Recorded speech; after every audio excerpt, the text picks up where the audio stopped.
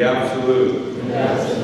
Shaktiya, energies, to them, Amu, those, Raja, passion, Tama, darkness, Sattvam, goodness, Iti, thus, Pravaha, emanation.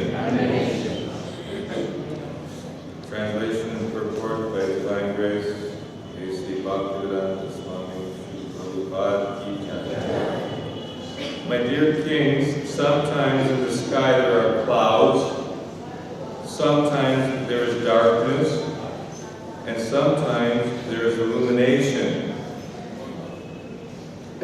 The appearance of all these takes place consecutively.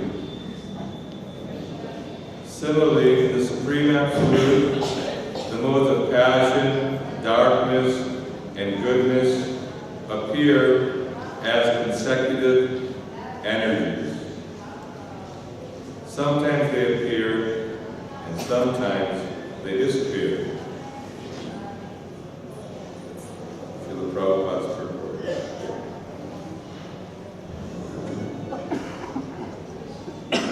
An ordinary person would think, what am I going to write on that one? So, Prabhupada found 2 full pages. Darkness, illumination, and clouds sometimes appear and sometimes disappear. But even when they have disappeared, the potency is still there, always existing. In the sky, sometimes we see clouds, sometimes rainfall, and sometimes snow. Sometimes we see night, sometimes day, sometimes illumination, and sometimes darkness. All these exist due to the sun, but the sun is unaffected by all these changes. Similarly, although the Supreme Personality of Godhead is the original cause of the total cosmic manifestation, he is unaffected by the material existence. This is confirmed in Bhagavad Gita 7:4. Bhumirapanalopayo karmano buddhirevacha ahankara iti yanme dinapramudiyastada. Earth, water, fire, air, ether, mind, intelligence, and false ego. Altogether, these 8 comprise my separated material energies. Although the material or physical elements are the energy of the Supreme Personality of Godhead, they are separate. The Supreme Personality of Godhead is therefore not affected by material conditions. The Vedanta Sutra confirms Janmadhisyayata. The creation, maintenance, and dissolution of this cosmic manifestation are due to the existence of the Supreme Lord. Nonetheless, the Lord is unaffected by all these changes in the material elements. This is indicated by the word Pravaha, emanation. The sun always shines brilliantly. It is not affected by clouds or darkness. Similarly, the Supreme Personality of Godhead is always present in His spiritual energy. It is not affected by the material emanation. Brahma Samhita 5.1 confirms, Ishvara Parama Krishna Satchidananda Vigraha Anadiradir Govinda Sarvakarma Karanam. Krishna, who is known as Govinda, is the Supreme Godhead. He has an eternal, blissful, spiritual body. He is the origin of all. He has no other origin, and He is the prime cause of all causes. Although He is the supreme cause, the cause of all causes, He is still Parama, transcendental, and His form is Satchidananda, eternal, spiritual bliss. Krishna is the shelter of everything. And this is the verdict of all scriptures. Krishna is the remote cause, and material nature is the immediate cause of the cosmic manifestation. In the Chaitanya Charitamrita, it is said that understanding Prakriti or nature to be the cause of everything is like understanding the nipples on the neck of a goat to be the cause of milk. Material nature is the immediate cause of the cosmic manifestation, but the original cause is Narayan, Krishna. Sometimes people think that the cause of an earthen pot is the earth. We see on a potter's wheel a sufficient amount of earth to produce many pots. And although unintelligent men will say that the earth on the wheel is the cause of the pot, those who are actually advanced will find that the original cause is the potter, who supplies the earth and moves the wheel. Material nature may be a helping factor in the creation of this cosmic manifestation, but it is not the ultimate cause. In Bhagavad Gita 9:10, the Lord therefore says, Maya Dakshena Prakriti Suyate Sacharacharam. This material nature is working under my direction, O son of Kunti, and producing all moving and not unmoving beings. Supreme Lord casts his glance over material energy, and his glance agitates the three modes of nature. Creation then takes place. The conclusion is that nature is not the cause of the material manifestation. The Supreme Lord is the cause of all causes. Om Jnanatirandasya Gnanana Shalakaya Chakshuru Militam Jena Tasmai Shri Gurave Namaha Shri Chaitanya Manobhisham Sthapitam Jena Bhutale Svayam Rupa-Kadamayam Dadati Savanam Vanchakalpa Purubhyascha Kripa Sindhuyecha Patitanam Bhavanebhyo Jai Shri Krishna Chaitanya Prabhu Nityananda Shri Advaita Gadadhar Srivasadi Gaura Bhaktivinoda Hare Krishna Krishna Krishna Hare Hare Hare Rama Rama Rama Hare Hare. So here Narada Muni instructing the kings, the Prachetas, giving philosophical analysis of creation, how from the sun come clouds, also when the sun is absent, darkness is coming. Now we're seeing the illumination coming, emanating from the sun, coming right into the eye. This appearance of all these take place consecutively, one after another.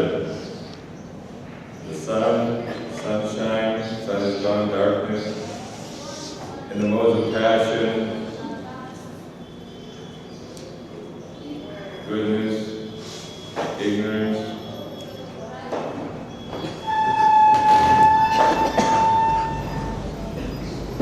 Again, the sunshine is coming, the deities are giving their blessings.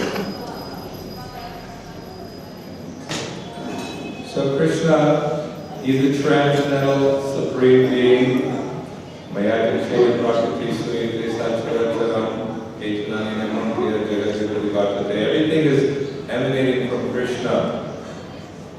And it becomes very fantastic when we hear about the day of Brahma, one day of Brahma. 4,300,000 years. His night, 4,300,000 years. So we're thinking, okay, now we've gone only 5,000 years in the age of Kali. Our life, maybe 20, 30, 40, 50, 60, 70.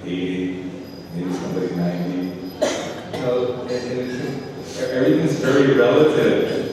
And this Maya, this Daivivesha Gunamayi Mahamaya Duratyaya, is very powerful because each and every one of us, for millions and billions and trillions of lifetimes, it seems that in every lifetime that Maya covers us with this mode of passion, mode of darkness.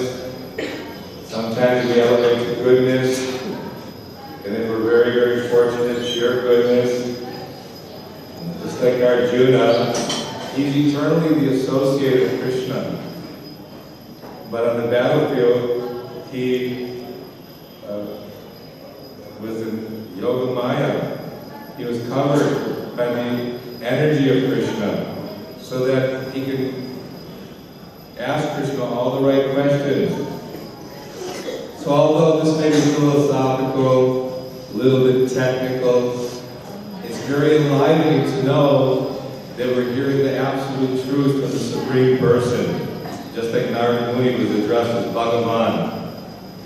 Because he's always meditating on Bhagavan in his heart, the Lord in his heart. And one is always 24 hours a day thinking of Bhagavan, preaching Bhagavan, and meditating. He has the qualities of Bhagavan. Not that he becomes God. Even Maitreya, when he was speaking, Vidura, Maitreya conversations, many times pure devotees, or very highly elevated pure devotees are called Bhagavan. So Krishna, being the Supreme Bhagavan, he creates his material manifestation. It's only a small fraction, small little, insignificant, makes it one fourth, or 1/3, 1/4. 1/4 of the creation of the spiritual kingdom. So in the spiritual kingdom, so many living entities are there, and none of the same kind of illusion and darkness that exists in this world exists there, because everyone is fully absorbed in Krishna and thought of Krishna. Prabhupada was giving one lecture and someone was asking questions. Prabhupada was speaking about the 4 orders of life. The caste, Shudra, the Shudra, Vaishya, Kshatriya, Brahmana, and of course he was complaining that, oh, you think that because you're sitting on a high seat, you're on the highest platform. So no, I am on the 5th category because I'm serving all the other 4 categories. And probably you can hear in Prabhupada's voice the genuine feeling, not getting angry because someone is criticizing, oh, why you're sitting there telling us about this, so much logic, so much reason. He said, don't you think there's logic involved in understanding God consciousness? There's no logic. And he said that why you are here? He said, I want to hear from you. And Prabhupada said, well then here, Krishna is God, accept that. Everyone, very happy to hear. So we were very fortunate to hear that Krishna is the Supreme Lord, Supreme Proprietor, and He's manifested everything in this world, and He's not affected by any of it. Just like all of us, as we're conditioned by material existence, we find it very difficult to control the mind, control the senses. But those who are pretty fortunate, among them, Guru Krishna, that by the mercy of Guru and Krishna, they're getting the blessings of Bhagavan. Very fortunate to have the opportunity to render some service to Krishna. But we've come from that background of illusion, of sense gratifying, of envy. Everyone is born with desire, and everyone is actually envious of one another in material existence. That's unfortunate. So Prabhupada, instructed by Krishna, gave us a very scientific process. Everything, what devotees ask Prabhupada, because you're so regulated down to the minute, does that help you become, or does that help in the process of Krishna consciousness? Prabhupada said, yes, this regulation is very important, that by rising early,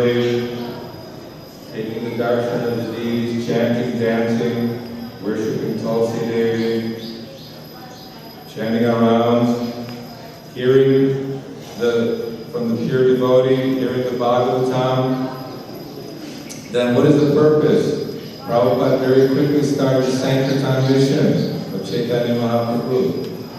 Not started really, just carrying out, fulfilling the wish of Srila Rupa Goswami, because the direct disciples of Chaitanya Mahaprabhu, this Srimad Bhagavatam is glorification of Krishna and the pastimes of Krishna and the activities of Krishna and Krishna's devotees.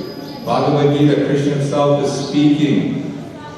So it's not that we have to do some kind of fancy research or philosophical speculation. For those who are a little fortunate and recognizing, yes, Prabhupada, he's my father, he's my guru, and the energy that he put to translate these literatures and clearly explain every minute detail. It's not that he's just some charismatic, beady-eyed, unique-looking person from India, so let me surrender. You can see by his very existence, he's surrendered. He's always thinking and speaking of Krishna.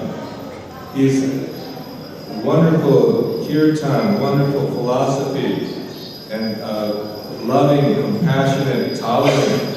So naturally, the Prachetas were moved by Narada Muni and Narada Muni's instructions. They were very eager to hear. Although we may not fully understand everything that's being discussed in a philosophical way, it says simply by sitting and faithfully hearing, one is making advancements. We may think that, well, I have a PhD in this or master's in that or BA or this or that. Many titles are there, and everyone thinks to themselves that just by giving some academic title, it qualifies one. So if one is not Krishna conscious, then it's meaningless. One may be a great philosopher and the author of many, many books and discuss logic and reason and many different ways of trying to understand reality. And most people have a very difficult time grasping what is the purpose and goal of life. And very simply, Prabhupada is saying the purpose and goal of life is to reawaken our love for Krishna. And that dormant love for Krishna is in everyone's heart. And the process for awakening that eternal existence that we all have with our birthright is by chanting the Lord's holy name. By chanting this Maha Mantra, all logic, all philosophy, everything will be revealed. It's like a beautiful diamond which is covered by mud and dirt. If you polish it and clean it, then the true brilliance shines through. So our eternal spiritual existence is that we're Jigas, Valukoy, Krishna, and Nityadas. We're Krishna's eternal servant. We don't belong in the material world. So no matter how many toys and how many material possessions we may acquire, how much so-called education and paraphernalia, I have a famous song, oh Lord, won't you buy me a Mercedes-Benz, and people are basically praying, give me wealth, give me health, give me enjoyment. I want a nice big new house, I want a nice family with many children, nice clothes, nice food, nice this, nice. Basically, it's all meant for enjoying in this world. Now Krishna provides everything. One who's actually advanced can use everything in Krishna's service. We shouldn't think that, only one who has no possessions, he's advanced. But the Goswamis, to set the example, they were very, very powerful, very learned, very respectable, very rich. They gave it up. Imagine giving up your wealth and giving up the association of so-called aristocrats. And they live very simply as humble servants of Chaitanya Mahaprabhu, preaching this Krishna consciousness.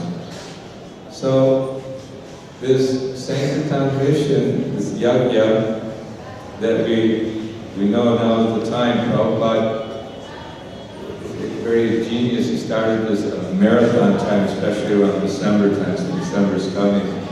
And I remember we were in Miami Airport I worked at the airport 15 years. We were going every day to the airports, and also where the boats would come in, all the people enjoying their cruise, and there would be the devotees giving Back to Godhead magazines, and also Bhagavad Gita and teachings of Queen Kuti. Many literatures were giving out. And on the marathon times, we would increase and do more. Instead of doing the usual 8 hours, we do 10 and 12 hours, and early in the morning, late at night. And although it may seem like, well, that's very too austere, too hard, the secret of Sankirtan is that as you want to give this to others, you want to give this knowledge and blessing to others, then the more you receive. And by the end of the day, it's like materialists and karmis want to get intoxicated. Because they want to get some kind of altered state of mind.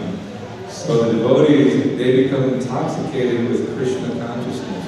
They actually become energetic and very, very happy. Just like the teamwork.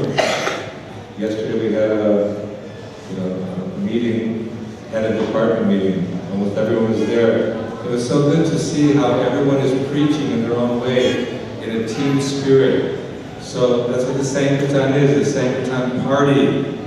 Going out, broadcasting the message of Krishna, giving those, our brothers, our sisters, we're all brothers and sisters in this material world, so naturally you want to help, isn't it? You're very concerned about family members. If you know the family member is sick, immediately you're very keen, I need to go take care of my mother, I need to go take care of my brother. There's like a special connection.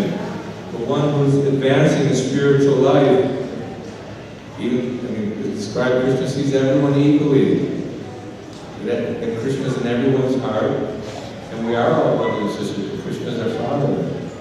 And so naturally that compassion is there to give Krishna consciousness. And Krishna is guiding. Krishna is encouraging. And that's how we can rise above the three modes of material nature. So the modes have everyone bewildered, everyone simply suffering and anxiety in this material existence. And the way to become free from suffering and anxiety is to take up this blissful process of chanting Hare Krishna, Krishna Krishna, Hare Hare, Hare Rama, Rama Rama, Hare Hare.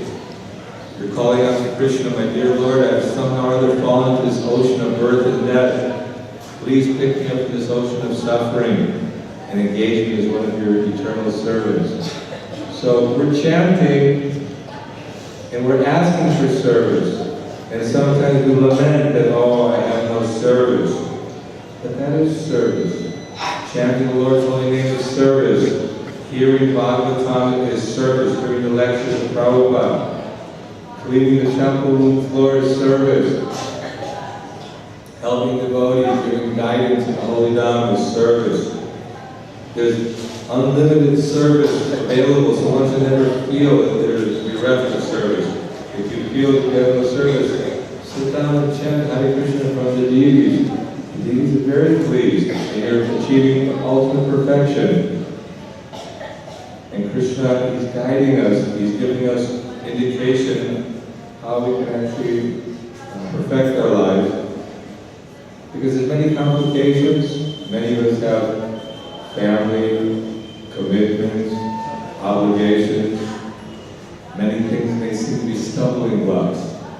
But if we use everything in Krishna's service, whatever is favorable for Krishna consciousness, we accept. What is unfavorable, we reject. But we have to do it maturely. It's not that we fanatically say, my family is a hindrance, a stumbling block, let me reject them. No, we actually have to act in such a way that we can try to encourage and help our dependents to become Krishna conscious. One should not become a parent, one should not become a mother, a father, a guru, or a teacher if he can't free his dependent from the cycle of birth and death. And that's what Prabhupada did. He came, despite all inconveniences, physical suffering, and the austerities performed. When you think about it, Prabhupada would be preaching all morning, all day, late at night, maybe take rest 10, 11 o'clock, and get up again at 1 o'clock in the darkness, and just put on a little light and translate for hours and hours. How can someone at that advanced age, from 70 to 80, suffering heart attacks and stroke, being in a foreign land, translate so many literature with such depth, with such consciousness, every translation and purport is just so packed with Krishna Katha. Chaitanya Charitamrita, Srimad Bhagavatam, so many lectures, so many talks, so many meetings, and correspondence with devotees, and having to tolerate the devotees fighting immaturity, isn't it? Like when your children are young and they're fighting, pulling each other's hair, and beating each other with whatever you find, and then the parents, stop, just, you go here, you go there, you behave yourself. So many instances we've seen devotees very immaturely were fighting and giving Prabhupada difficulty by not cooperating. So Prabhupada wanted that we mature and give great happiness to the parent when the small child who has matured is acting responsible and taking up the duties of the father. Being a father, be an example, like my youngest son, I thought he's always going to be like, this and that. Now he's managing his business, taking care of things, and to be here in Vrindavan to chant Hare Krishna with all of you and render some service. So that's how we have to do. Prabhupada, he was translating, preaching, distributing, and very not concerned about his personal so-called comfort and desire of the mind and senses.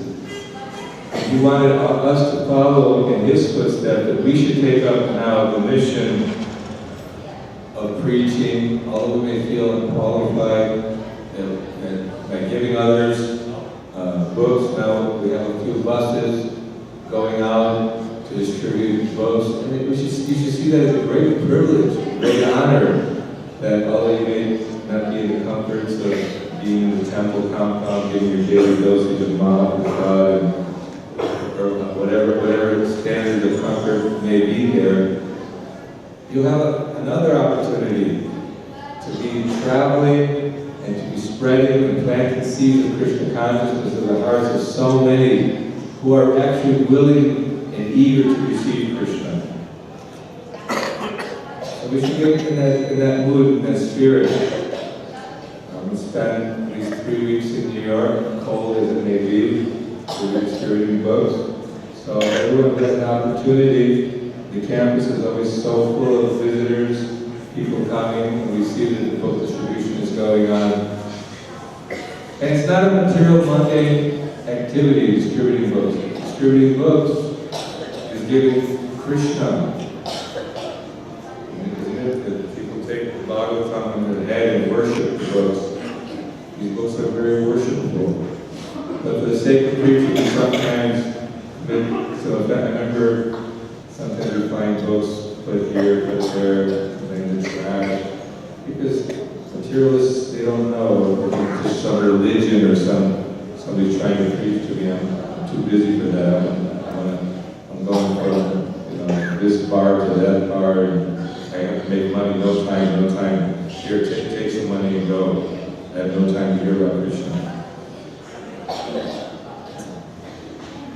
So everything will be revealed, and like Prabhupada's unique arrangements with the morning program, with the devotional service,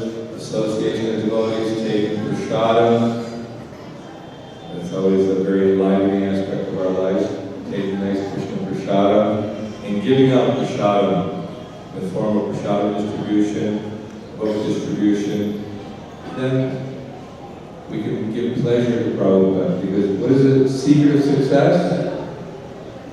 Satisfying your guru. And what satisfies our guru to Prabhupada? Distributing books, giving Krishna to others, and we ourselves become Krishna conscious.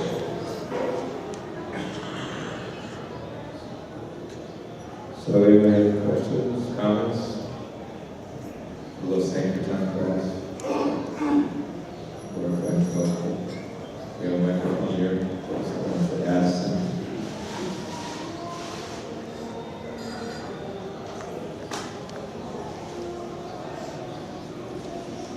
Rangatakar, what do you think about the Sankirtan mission of Lord Chaitanya Prabhupada? What do you think about it? Rangatakar Prabhu is in charge of our Sankirtan department, so I'll put him on the spot for a moment. What's your feeling for Sankirtan? So I joined in 1998 in Vrindavan temple. So 1998, yes.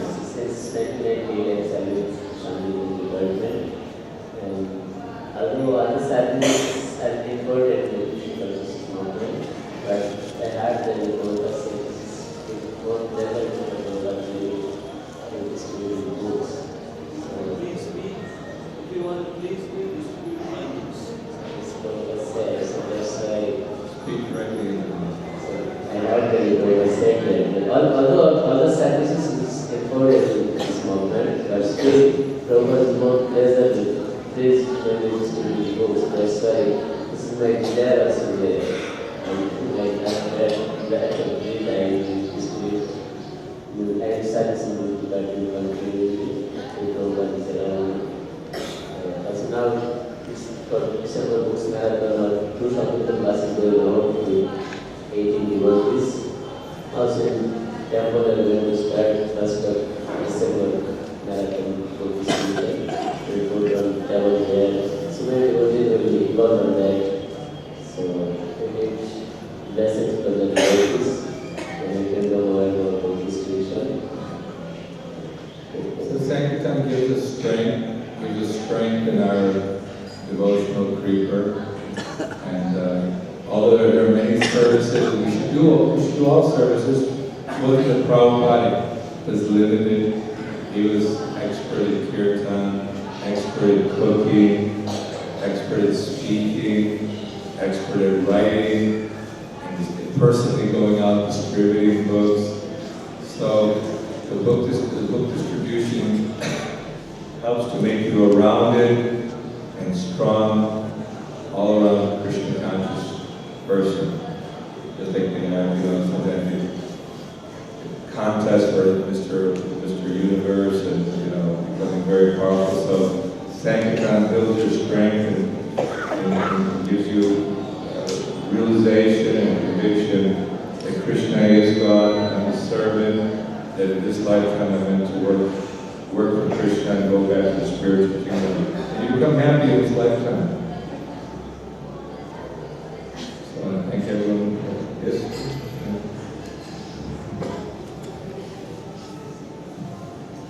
I heard from one European GDC and he's also really trusting distributor to your schools. And if you do 1 month this service, which is very near to Prabhupada, the whole 11 months even if you sleep, Krishna counts you as a full-time devotee. And in Vrindavan, it's 1,000 times more. So it's not 10 months, you're going to get 1,000 years credit for that service. We have 1,000 times the benefits of being in Vrindavan and distributing the Prabhupada books. We're all very, very fortunate. Whatever personal shortcomings we might have, it's insignificant compared to the suffering and struggle that those who don't know about Prabhupada and don't know about Krishna or don't know about the beauty of the holy name. The process. We actually have the medicine, we have the guidance, we have the prescription, the medicine from the doctor to to get free from our disease. You know, when someone is diseased, they become very fearful. Fear is always prevalent, it doesn't go away. We're all very fearful in this world. And imagine finally finding that doctor, that topmost doctor, and he analyzes your disease very clearly. You feel confident, yes, he knows what's ailing me. And he confidently gives you the medicine and instructs you how to take that medicine. That brings great relief and happiness. You know, because that fear, everyone's experiencing fear. The fear of not knowing where am I going, what's going to happen to me. So we're all here together to become a Vaishara. You know, Srila Prabhupada is fearless, very strong, because he has great faith in his Guru Maharaj, and great faith in the holy name of Krishna. Thank you very much. Srila Prabhupada ki jai.